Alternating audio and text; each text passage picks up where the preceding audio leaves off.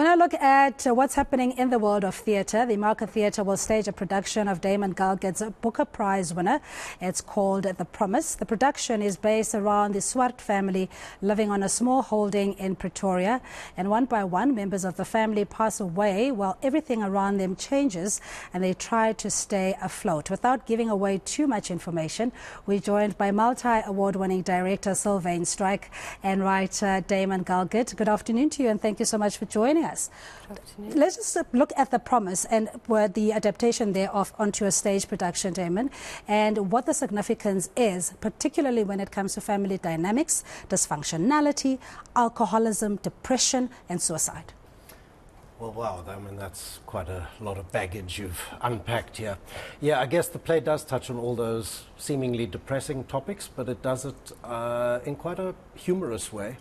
And really what it's covering is 40 years of South African history, turbulent modern history, and looking at how this family copes or sometimes doesn't cope with all the convulsive changes we've been through in this country. Yeah, but while you have humour to relay the story, because obviously in everything that we do, a little bit of laughter here and there helps us manage. It's a coping mechanism to deal with the traumas that we sometimes face. And Sylvaine, how do you then translate that onto the stage? I think humour is a quintessential part of bringing people to the theatre. It is essential to entertainment, as well as offering a buffer for the harder topics, which we are dealing with in this particular story, but it is like life.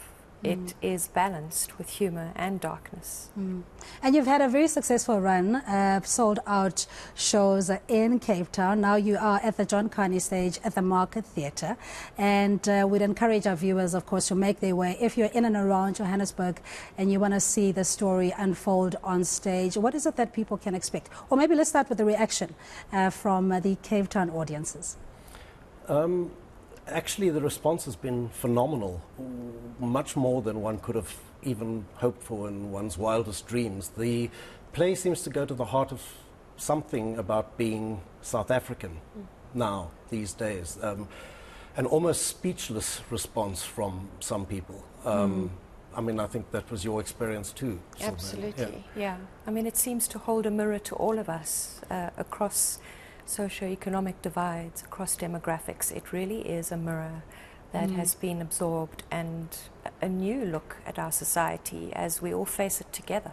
Yeah, and as we face that society, sometimes the aspects of family life that are taboo, that are not spoken about, and only emerge on somebody's dying bed, so to speak. Where in this case, the domestic worker was even conferred or given the family inheritance, i.e. the house or the family home. Damon, maybe you can unpack that more, what that particular feature in the book relates to. Well, on her deathbed, which actually is a scene that takes place even before the story begins, the mother of this family asks the father to promise that he will give the small broken down house where the black lady, Salome, lives. She's been working for the family for years and years. The father agrees to do it, and yet this family finds ways over the next 40 years to dance around and not fulfill the promise that they've undertaken, which is also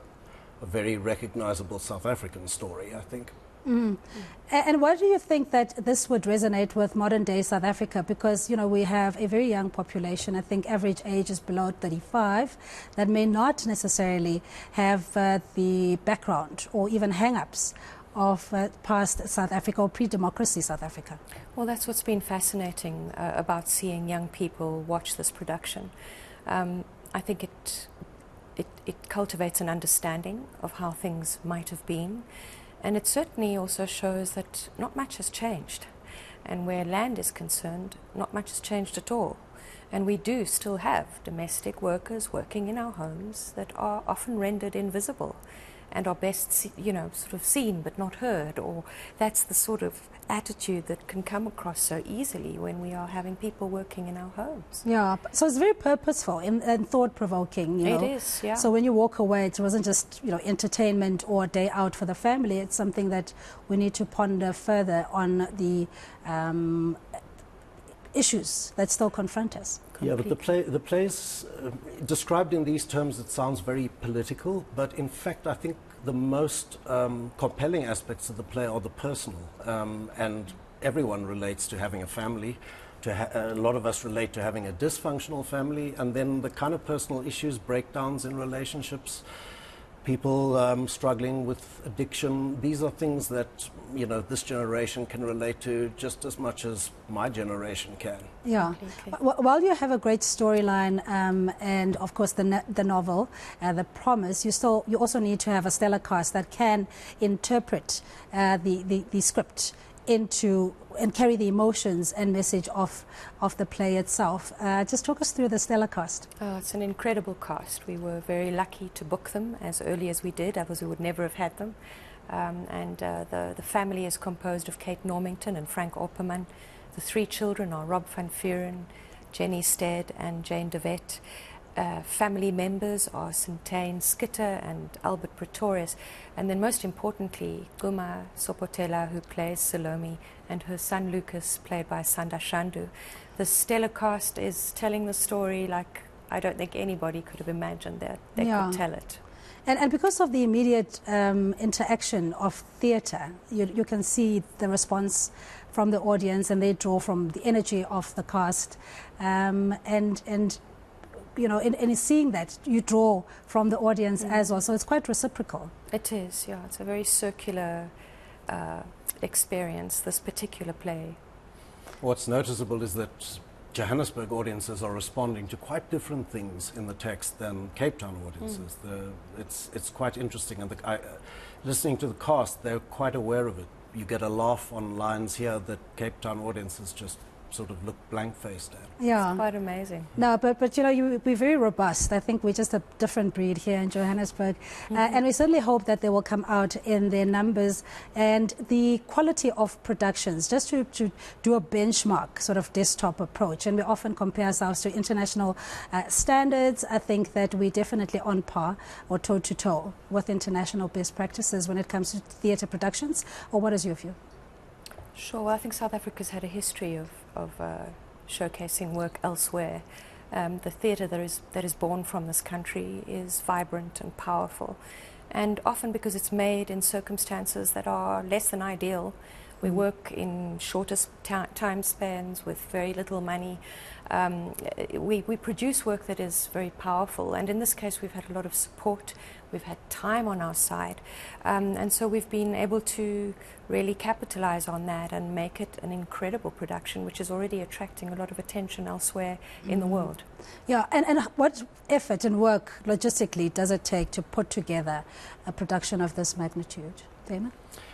Well, Sylvaine and I have been working for the past 18 months, collaborating on the script. I mean, I've done the actual writing, but it's grown out of a conversation between us. And then Sylvaine has been working to conceptualize it. We have a choreographer, we have a sound designer. Those are also almost characters, you could say, in the play. A stunning set design. Also very much a character and a presence right through. And all of these things take a very, very long time to conceive and to build and to structure. So, you know, although the actual rehearsal process has been, you know, a matter of weeks, the production reaches back over the past 18 months to 2 years. And bringing it to the iconic Market Theatre at the John Carney stage in itself symbolizes, I guess, the importance or significance of this particular play. 450-seater. Indeed. So that's quite a huge audience, and you're hoping, of course, that it would be a capacity crowd. And what would draw people, for those who may not necessarily be, you know, thespians or people that have been to the theatre in a long time? I think it's a wonderful experience. It has been described as total theatre, it's been described as immersive, it's been described by some people as life-changing. And I think it's a new kind of theatre that's birthing from our particular country right now. Yeah. So it's a great experience all round. Okay, no surprises on stage, because I know in the book there's a scene around a snake bite. So you're not going to bring any a reptile or anything, just for a shock treat element. We have an actor that's played by a rope, which plays the snake. Yeah. And it's incredible, because obviously the actor would have to portray as if the rope is real. Yes. Yeah. And that a lot speaks of that to going skill. on. A lot of imagination, props that aren't there but are perfectly mimed, soundscapes that accompany people drinking tea when they don't have any teacups. Yeah. So it's a magical world that we've created. Very exciting indeed. So the production, you're saying it spans over 4 decades of a family that has had so much tragedy and death in successive years. Why the promise? Why, or does this loosely mirror your own life, Damon? Oh, no. Just checking. Thankfully not. No, it actually came out of a conversation with a friend who was telling me in a semi-drunken state one day about his own 4 family funerals. And I thought at the time, that's a very interesting structure for a novel, very unusual. And, writers are always looking for unusual ways to tell stories.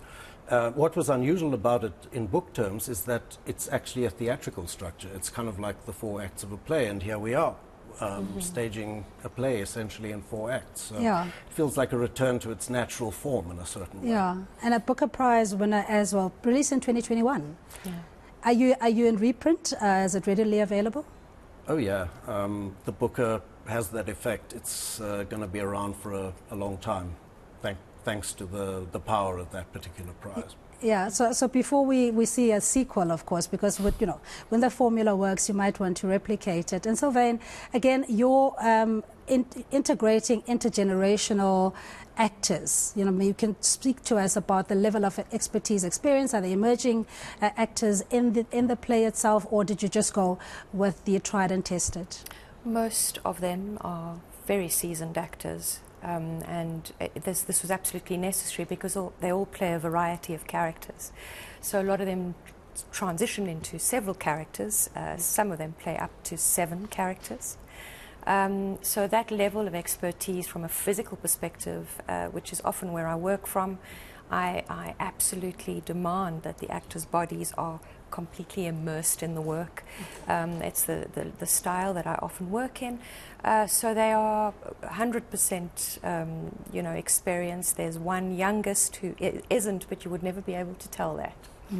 Okay, so that gives us enough time just to share information on where people, one, it's the Market Theatre, John Carney stage, and this is tomorrow is the opening premiere. Correct. Yes. And Give us it the runs details. until the 5th of November. Okay.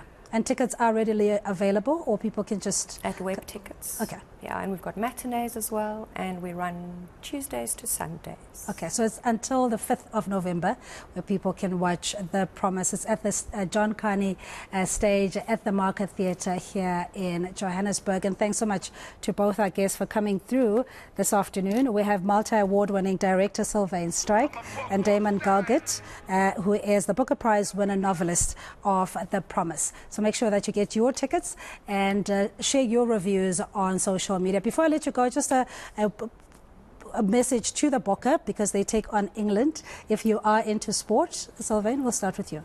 I think they've been astonishing. I think they're making us all feel better about being South African at the They give us hope. And I just wish them all the best. We love you. Thank you, Damon. I'm afraid I'm the one South African who's not very into rugby, but I will say that our rugby win from back in 1995 does feature as part of the play. Features as a prominent part of the play. Okay, so here's a surprise as we bid our audience goodbye. I'm going to challenge you to do the Boka Boka dance. If you'll get it. You're not going to take up that challenge. Okay, we're going to have to leave it there. Make sure that you go to the Market Theatre. The Promise is at the John Carney stage.